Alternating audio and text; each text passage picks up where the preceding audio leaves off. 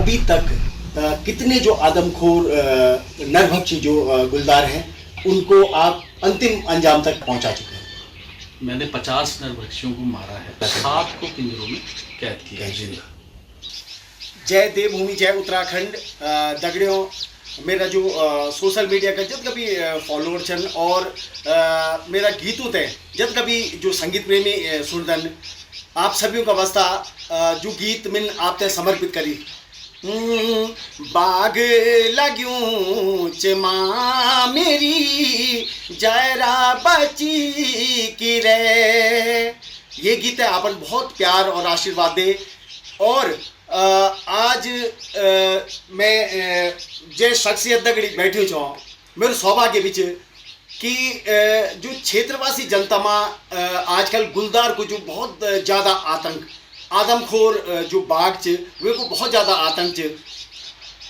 आदमखोर बाघ लोगों ते अपनो हमारी जो दीदी बोली छन माँ बहन छन जो बहन छन ऊ ते अपनो निवाला बनानो च और बाघ ते अपनी गोली से वे का अंजाम तक पहुँचाने को जो काम करना छन और जनता को जो प्रेशर च जनता की जो दहशत च वे तक कम करने को जो काम करना छन हमारा बड़े भाई जी जॉय हुकिल साहब। तो बड़े भाई जी आप भी शब्द जनता का हिदायत का वास्ता कुछ बोलन या सरकार का वास्ता अगर कोई आप अगर भी शब्द अगर कोई सलाह चे तो? एक तो यह है कि मेरा ये कहना है जनता से कि जो कि गांव में रहती है खासकर जनता वही उससे ज़्यादा प्रभावित है और वो जनता जो है क्योंकि खेती पे और जानवरों को पालने पे निर्भर है तो उसको बाहर जाना पड़ता है और अक्सर क्या होता है कि वो लोग अकेले भी जाते हैं कई जगह। तो जिस तरीके से इन गुलदारों की आबादी बढ़ी है हमारे यहाँ उत्तराखंड में पिछले कुछ सालों में, उसी के साथ हमले भी बहुत ज़्यादा बढ़ गए हैं और ख़तरा जो है वो अब हर जगह है क्योंकि गुलदार ने जो है मांस खाना है, घास नहीं खाना है, उसको प्रकृति ने मांसाहारी बनाया है और वो जब भूख में हो सकता है तो किसी पे भी मौका मिलने पे वो आदमी को अपना निवाला बना सकता है। तो जो भी वो अपना काम करे वो कम से कम 2-3 लोग हमेशा साथ में रहें और चाहे वो खेती करें चाहे वो कुछ जानवर पालें। तो क्योंकि उनके साथ क्योंकि हकीकत ये है कि उनके साथ रहकर अपने आप को बचाना पड़ेगा। हमने अपनी सुरक्षा खुद ही करनी है। सरकार कोई एक आदमी के पीछे कोई एक किसी को नहीं लगा सकती है और क्योंकि खतरा है, वाकई खतरा है, इसलिए अपनी सुरक्षा रखनी पड़ेगी, साथ में जाके अपने कामों को करना पड़ेगा। दूसरा मेरा सरकार से ये कहना है जो हमारी नीति बनाते हैं कि उत्तराखंड में हमारी आबादी इन गुलदारों की इन जानवरों की बहुत ज़्यादा बढ़ चुकी है जिससे कि हमारे जो गांववासी हैं जो ग्राम में रहते हैं लोग वहाँ से ज़बरदस्त पलायन हो चुका है और हो रहा है और उस पलायन को देख के मुझे ये लगता है कि वो लोग पलायन क्यों ना करें क्योंकि वो जिन हालातों में वहाँ पे रह रहे हैं उनमें रहना बहुत मुश्किल है क्योंकि वो खेती बाड़ी पे निर्भर करते हैं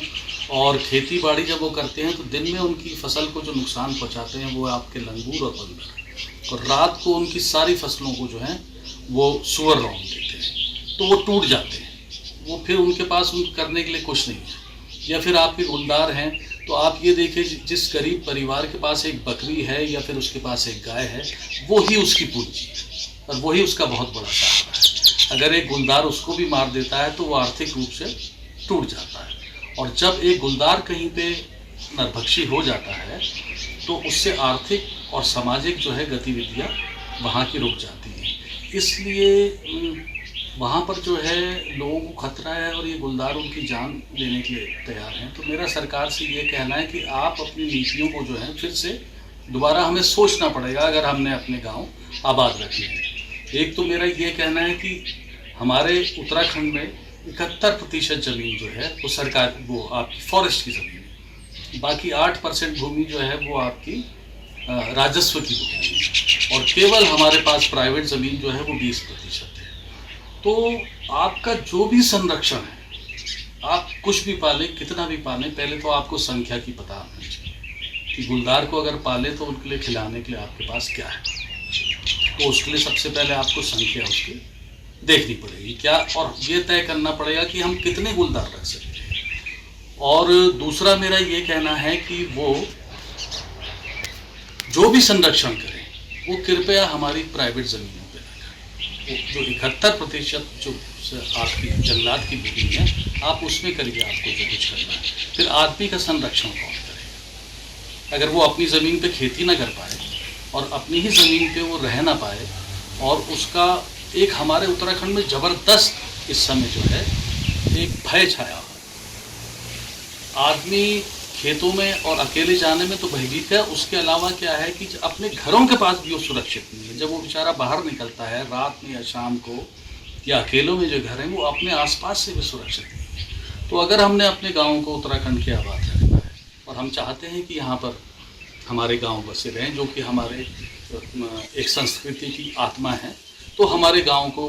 बचाने के लिए सरकार को ये नीतियों में ज़बरदस्त परिवर्तन करना है। सर एक छोटा सा और मैं आपसे वो करूँगा कि अभी तक कितने जो आदमखोर नरभक्षी जो गुलदार हैं उनको आप अंतिम अंजाम तक लगभग कितनी संख्या पहुंचा चुके हैं? मैंने 50 नरभक्षियों को मारा है और पूरे कुमाऊं गढ़वाल में, उत्तराखंड में, और 7 को पिंजरों में कैद किया है। तो आज आपके कीमती समय के लिए मुकेश कठेर का आपको बहुत बहुत नमन। और जिस मतलब मैं तो अपनी संस्कृति की सेवा अपने गीतों के माध्यम से कर रहा हूँ, आप अपने माध्यम से जो हमारे क्षेत्र की जो दहशत है उसको कम करने में बहुत बड़ा योगदान निभा रहे हैं। आपको मेरा बहुत बहुत नमन, बहुत बहुत धन्यवाद।